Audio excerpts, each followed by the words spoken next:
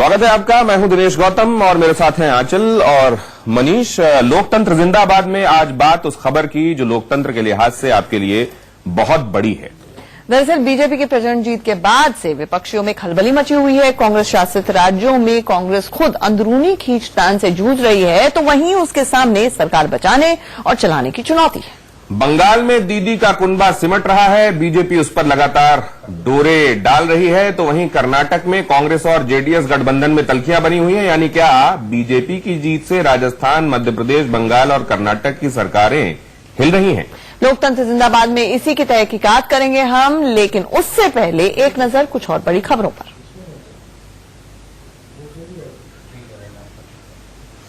नवीन पटनायक 5वीं बार ओडिशा के किंग। 21 मंत्रियों ने ली पद और गोपनीयता की शपथ। कल आंध्र में जगन मोहन संभालेंगे सूबे की कमान।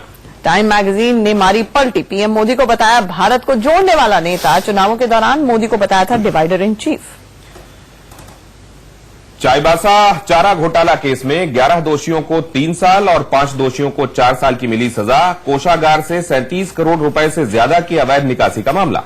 वहीं जम्मू कश्मीर के कुलगाम में आतंकियों से मुठभेड़ जारी है। एक आतंकी ढेर हो चुका है। सुरक्षा बलों ने इलाके को घेर लिया है। पाकिस्तान के खिलाफ जर्मनी के हैनोवर में प्रदर्शन हो रहा है। पाकिस्तान के परमाणु परीक्षण की सालगिरह के मौके पर फ्री बलूचिस्तान मूवमेंट के लोगों ने यह विरोध दिखाया है।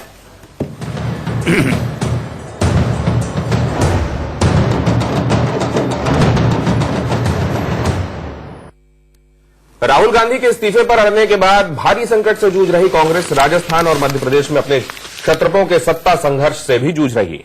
बंगाल में ममता बनर्जी के सामने अब अपनी पार्टी को संभालने की चुनौती आ खड़ी हुई है, तो वहीं कर्नाटक में कुमारस्वामी सरकार भी हिल रही है।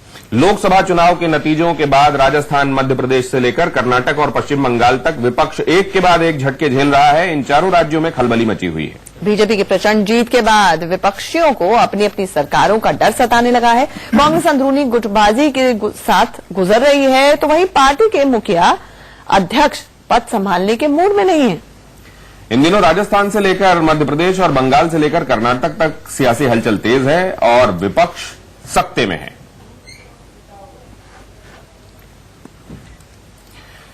तो पश्चिम बंगाल में ममता बनर्जी बुरी तरह परेशान है। एक तो पहले ही उनको इन चुनावों में भारतीय जनता पार्टी की बढ़ी हुई सीटों ने हैरान कर रखा था और अब लगातार पार्षदों से लेकर विधायकों तक उनके पार्टी को छोड़कर भारतीय जनता पार्टी में जाने वालों का तांता लगा हुआ है।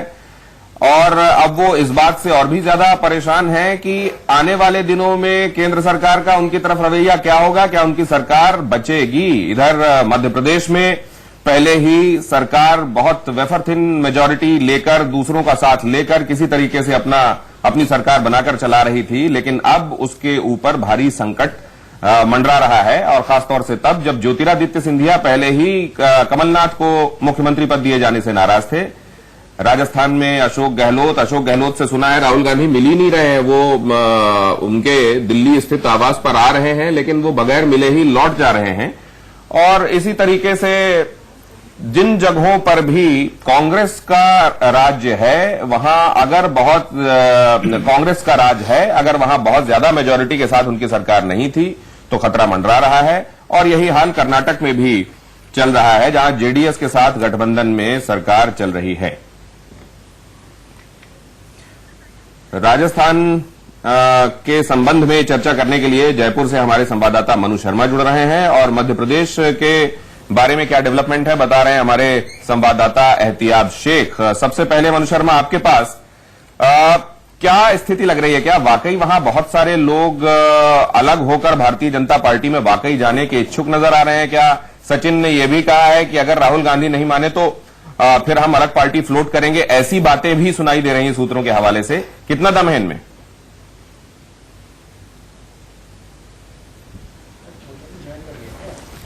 देखिए, राजस्थान के अंदर कांग्रेस में पहले भी ये सोच करके अशोक गहलोत को मुख्यमंत्री बनाया गया था कि अगर मुख्यमंत्री अशोक गहलोत बने रहते हैं तो यहां पर पार्टी को खतरा कम होगा, क्योंकि 100 विधायक जो हैं कांग्रेस के जीत करके आए हैं। इसके अलावा 12 जो निर्दलीय हैं, उन्होंने साफ तौर पर पहले भी कह दिया था कि अशोक गहलोत को अगर मुख्यमंत्री बनाया जाता है तो उनका समर्थन रहेगा।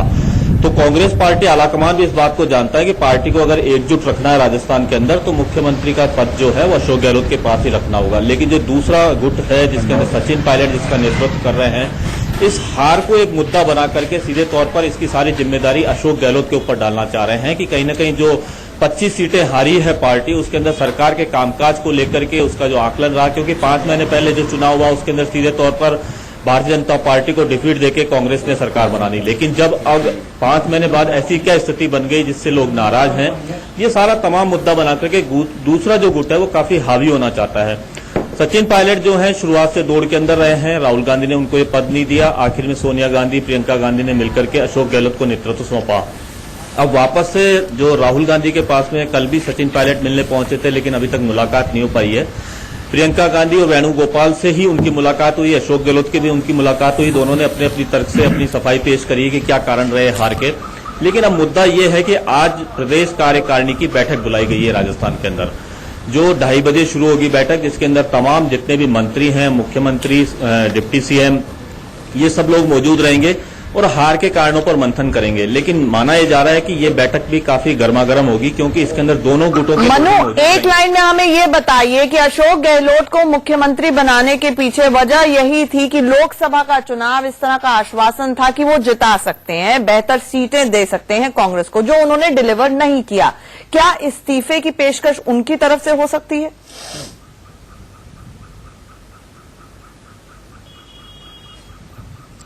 जी, अभी तक जो सूत्रों के हवाले से जो जानकारी मिल रही है उसके अंदर सीधे तौर पर यह आ रहा है कि अशोक गहलोत की तरफ से इस्तीफे की पेशकश नहीं हो सकती है, क्योंकि जो तमाम राज्य हैं उसके अंदर भी कांग्रेस पार्टी आ रही है। उनका जो गुट कहना है, उनके गुट की तरफ से बार बार यही निकल करके आ रहा है, केवल अकेले एक व्यक्ति की जिम्मेदारी नहीं हो सकती है, इसके अंदर सत्ता और संगठन दोनों की जिम्मेदारी है। इस कारण से उनके गुट की ओर से और उनके जो सूत्र जो कह रहे हैं वो अभी तक इस इस्तीफे की पेशकश को कभी नहीं करेंगे। आलाकमान की ओर से अगर ऐसा कोई निर्देश होता है तो वो उसके लिए हमेशा से तैयार रहे हैं। जी हाँ, चल ठीक है। एक सवाल दिनेश एहतियाब से भी पूछ लेते हैं। एहतियाब, एक मुहावरा हिंदी में, एक तरफ कुआं दूसरी तरफ खाई, तो कमलनाथ की स्थिति अभी देखा जाए, एक तरफ बीजेपी है, दूसरी तरफ ज्योतिरादित्य सिंधिया है और तीसरी तरफ ईडी है। ऐसे में इस वक्त कितनी मजबूत आपको सरकार लग रही है वहां पर, और कितने वक्त तक? जहां तक मध्य प्रदेश की बात की जाती है तो मध्य प्रदेश का सियासी जो माहौल है वो कहीं ना कहीं गड़बड़ाया हुआ सा लगता है। अगर हम विधानसभा चुनाव की बात करें तो नंबर गेम के साथ में भारतीय जनता पार्टी को हराकर कांग्रेस ने अपनी सरकार बनाई। साथ ही ये कहा जाए सरकार बनने के बाद में सबसे पहला सवाल ये उठा था कि मुख्यमंत्री कौन। उसके बाद में लगातार भारतीय जनता पार्टी के अगर हम बयानों की बात करते हैं तो बीजेपी के राष्ट्रीय महासचिव कैलाश विजयवर्गीय से लेकर पूर्व मुख्यमंत्री शिवराज सिंह चौहान, साथ ही शिवराज सिंह चौहान के पुराने कैबिनेट के सभी मंत्रियों के बयान इस तरह आने लगे कि ये सरकार बैसाखियों की सरकार है। नंबर गेम की बात करते हैं तो निश्चित रूप से कि कहा जा रहा है कमलनाथ की तरफ से, कांग्रेस की तरफ से सीधे तौर के पर यह कहा जाता है कि सरकार बिल्कुल स्टेबल है, स्थिर है और 5 साल की सरकार रहेगी। लेकिन स्पेकुलेशन लगातार बदलते रहते हैं, लगातार ये कहा जाता है कि सूत्रों से जो जानकारियां मिलती जाती है, इशारे इस तरफ होते हैं कि सरकार थोड़ी सी डावाडोल होती हुई नजर आती है। आपने सीधा सही कहा आंचल कि अब हालात इस तरह की, एक तरफ कुआं दूसरी तरफ खाई। निश्चित रूप से कांग्रेस, जिसमें मध्य प्रदेश के अंदर सबसे बड़ा सवाल यही उठता था कि कांग्रेस क्या एक छत के नीचे है। विधानसभा चुनाव में तो लगा कि एक छत के नीचे है, लेकिन कौन बनेगा मुख्यमंत्री की दौड़ के बाद से ऐसा लगने लगा था कि कहीं न कहीं कांग्रेस अब एक छत के नीचे नजर नहीं आ रही है। इसका नतीजा हमने इन लोकसभा चुनाव के अंदर देखा कि मध्य प्रदेश में 29 में से महज 1 सीट कांग्रेस ला पाई। निश्चित रूप से खींचतान रही, सवाल जनता ने भी उठाना। लेकिन एहतियाब, ऐसे में एक सवाल मैं आपसे ये पूछना चाहता हूं, तब जबकि ये खबरें आ रही हैं कि ज्योतिरादित्य सिंधिया को वरीयता दी जा सकती है। ज्योतिरादित्य सिंधिया को इलेक्शन के दौरान जो जिम्मेदारी दी गई थी वो तो वो निभा नहीं पाए, लेकिन इस आंधी में भी कमलनाथ ने अपना गढ़ बचा लिया। क्या ये उनके खाते में उनकी उपलब्धि के तौर पर नहीं जुड़ना चाहिए? देखिए, जहां तक उनका खुद का गढ़ बचाने की बात है, अगर हम छिंदवाड़ा की बात करते हैं तो छिंदवाड़ा एक ऐसा गढ़ रहा है जिसको सीधे तौर के ऊपर कमलनाथ से डायरेक्टली रिलेट किया जाता है। अगर छिंदवाड़ा की जनता से हम बात करते हैं ना तो शायद आपको इस बात का इल्म होगा कि सीधे तौर के ऊपर लोग कहते हैं कि यहाँ हम देखते हैं छिंदवाड़ा मॉडल ऑफ कमलनाथ, वहाँ कांग्रेस और बीजेपी का सवाल नहीं आता। निश्चित रूप से वो गढ़ तो बचा रह गया, लेकिन अगर ज्योतिरादित्य सिंधिया के गढ़ की बात की जाए कि ज्योतिरादित्य सिंधिया गुना से लगातार 4 बार वहां पर सांसद रहे, उनके पिता 4 बार सांसद रहे, वो गढ़ रह गया। निश्चित रूप से सीधे तौर के ऊपर इस बात का इशारा करता है कि मध्य प्रदेश की सियासत जो है वो किसी और रास्ते पर चल रही है। दावे दोनों तरफ से किए जा रहे हैं कि कांग्रेस कहती है हम मजबूत है, भाजपा कहती है बैसाखियों। मेरा सवाल एक्चुअली ये था एहतियात कि क्या कमलनाथ को ज्योतिरादित्य पर वरीयता दी जानी चाहिए, क्योंकि उनके खाते में अगर उपलब्धि के हिसाब से देखें तो अभी ज्यादा कुछ दर्ज है कंपेयरिंग टू ज्योतिरादित्य। मैं माफी चाहता हूं, आपका सवाल मैं सुन नहीं। क्या कमलनाथ को ज्यादा वरीयता देना चाहिए कांग्रेस को जब वो ज्योतिरादित्य के साथ उनकी तुलना उपलब्धियों के लिहाज से करते हैं? देखिए, वरीयता की अगर बात की जाती है तो निश्चित रूप से अभी कमान तो कमलनाथ के हाथ में है। कमलनाथ के हाथ में निश्चित रूप से अभी कमान है, तो कहीं ना कहीं ये कहा जा सकता है कि अभी भी कांग्रेस देखा जाए तो ज्योतिरादित्य से ज्यादा कहीं ना कहीं कमलनाथ के ऊपर भरोसा करती हुई नजर आ रही है। अगर ज्योतिरादित्य की बात करते हैं तो विधानसभा चुनाव के बाद में इस लोकसभा चुनाव के अंदर उन्हें उत्तर प्रदेश भी भेजा गया था, लेकिन वहां हमने देखा उपलब्धियां क्या रही। बहुत धन्यवाद एहतियाब आपका और मनु शर्मा आपका। लेकिन आंचल, जैसा आपने भी जिक्र किया, मनीष आपके पास आते हैं इस सवाल को लेकर कि क्या इसलिए क्योंकि तब ज्योतिरादित्य को मुख्यमंत्री पद नहीं दिया गया था और कहा गया था कि आप जाकर देखिए उत्तर प्रदेश में अपनी जिम्मेदारी को, और फिर वो अपनी सीट भी गंवा बैठे, तो क्या उनके साथ क्योंकि वो राहुल के करीबी भी रहे हैं, क्या सिंपैथी होगी? देखिए, मेरे ख्याल से ये जो समय है ये एक ऐसा दौर है दिनेश जिसमें सिंपैथी शब्द के लिए कोई जगह नहीं होनी चाहिए, क्योंकि हार के कारणों का पता कर, पराजय के कारणों का पता कर, इस पर उनको चिंतन करना है। और जहां तक बात की जाए कमलनाथ की, कमलनाथ मुझे ऐसा लगता है अपने काम, अपनी कार्यशैली और कुशलता के बल पर वो वहां पर हैं। लेकिन एहतियाब की मैं बात सुन रहा था, एहतियाब का भी संकेत यही था कि अगर मध्य प्रदेश की राजनीति में कांग्रेस को भीतरघात जबरदस्त है, दिग्विजय खेमा, ज्योतिरादित्य खेमा, अरुण यादव खेमा, कमलनाथ खेमा, ऐसे में एतबार करें तो किस पे करें? एक क्विक पॉइंट ये ऐड करना चाहूंगी यहाँ पर कि सचिन पायलट और ज्योतिरादित्य सिंधिया को भी कंपेयर नहीं किया जाना चाहिए। हालांकि दोनों डायनेस्ट हमें लगेंगे, लेकिन इसके बावजूद सचिन पायलट ने 5 साल वहां पर रहकर ग्राउंड वर्क किया था, जिसकी वजह से विधानसभा चुनाव जीते थे। तो वहां पर सिंपैथी ये है कि काम सारा सचिन पायलट ने किया, अशोक गहलोत ने ऊपर से मैनूवरिंग करके जगह ले ली, जबकि ज्योतिरादित्य सिंधिया महाराजा हैं, थे और रहेंगे, वो गॉगल्स चला के कैंपेनिंग करते रहेंगे। बता दूं इस बीच कि अमित शाह भारतीय जनता पार्टी के प्रेसिडेंट से बिहार के चीफ मिनिस्टर ने मुलाकात की है। नीतीश कुमार उनसे मिलने पहुंचे हैं अमित शाह के घर। दोनों नेताओं की बैठक जारी है। अब ये अलाइज आपस में मिलकर क्या बात कर रहे होंगे, लेकिन आपको एक अहम बात बताता हूं। सुखबीर बादल अपने समर्थकों के बीच पहुंचे और उन्होंने ये बोला कि देखो भारतीय जनता पार्टी के कार्यकर्ता कैसे मोदी मोदी करते हैं, तुमने कभी मेरा नाम लिया? अभी तो पता नहीं, उनकी भी जान इस बात पे अटकी हुई है। हरसिमरत पिछली बारी मंत्री थी, तो इस बारी 2 ही सीटें जीती हैं, दोनों में से कौन मंत्री बनेगा? और मुझे लगता है ये भी नीतीश कुमार क्या केंद्र सरकार में एज मंत्री ज्वाइन करेंगे? मुझे लगता है ये बहुत इंपॉर्टेंट पॉइंट रहने वाला है इस मीटिंग में। नहीं आएंगे आजकल, लेकिन हाँ नहीं, नीतीश ऑब्वियसली नहीं आएंगे, लेकिन क्या प्रतिनिधित्व होगा केंद्र में ज्वाइन करेगी? कौन से मजबूत मंत्रालय, क्योंकि सबको मजबूत और मलाईदार मंत्रालय चाहिए। लेकिन मलाई खा पाते हैं नहीं, ये बात दीगर है, क्योंकि चौकीदार तगड़ा है। चौकीदार तगड़ा है। और नहीं, लेकिन बार्गेनिंग टिप यहाँ पर ये है कि बिहार में सिर्फ और सिर्फ नीतीश की वजह से ही अगर चुनाव जीतती है बीजेपी, तो जीतती है। बिहार में चुनाव होने हैं, तो ये भी एक बहुत बड़ा इंपॉर्टेंट फैक्टर रहने वाला है। मेरी राय दीगर है। मोदी के नाम पर पूरे देश भर में चुनाव में वोट मिले हैं और उसमें नीतीश कुमार भी शायद मनी मनी ये समझ नहीं, लेकिन अपनों ने ही चक्रव्यूह रचा था, ये उसका भी लाभ है। यादव परिवार का जो चक्रव्यूह। ये तस्वीरें आप देख रहे हैं अमित शाह के घर पे नीतीश कुमार मिलने के लिए पहुंचे हैं। और याद आ रहा है कैसे नीतीश कुमार प्रधानमंत्री पद की दावेदारी जब 2014 में नरेंद्र मोदी ने की थी, तो क्या उनका माइंडसेट था और अब आज किस तरह की मानसिकता उनकी नजर आ रही है। छोटे से ब्रेक के लिए रुकिए। और इस बीच एक अहम खबर यह आ रही है कि अरुण जेटली ने प्रधानमंत्री नरेंद्र मोदी को चिट्ठी लिखी है और ये कहा है कि मैं कैबिनेट में शामिल होने में असमर्थ हूं। उन्होंने शामिल नहीं होने की इच्छा प्रकट की है। क्या उन्होंने सेहत के चलते ऐसा किया है? हालांकि खबर यही आ रही है कि जेटली ने अपनी खराब सेहत का हवाला देते हुए कहा है कि मैं कैबिनेट में कोई पद लेने में अभी समर्थ नहीं हूं, क्योंकि मेरी सेहत इस बात की इजाजत मुझे नहीं दे रही है। इसके दूसरे डायमेंशंस क्या देखती हैं आंचल आप और मनीषा? तबीयत खराब है अरुण जेटली जी की। वो ऑपरेशन कराने गए थे, तभी पीयूष गोयल जी को लाया गया था फाइनेंस मिनिस्ट्री को संभालने के लिए। सो अरुण जेटली अब बहुत टाइम से 3-4 महीने से 5 महीने से, वैसे भी वो राज्यसभा में रहे हैं, मंत्री जरूर रहे हैं, लेकिन वो लोकसभा का चुनाव भी नहीं लड़े। बेसिकली वो एक्टिव ब्लॉगर हैं और लगता है वही भूमिका रहेगी। आपके पास हमारे साथ यतेंद्र जुड़ रहे हैं, हमारे संवाददाता। यतेंद्र, चिट्ठी का मजमून है क्या आपके पास? पूरे तौर पर उन्होंने क्या लिखा है?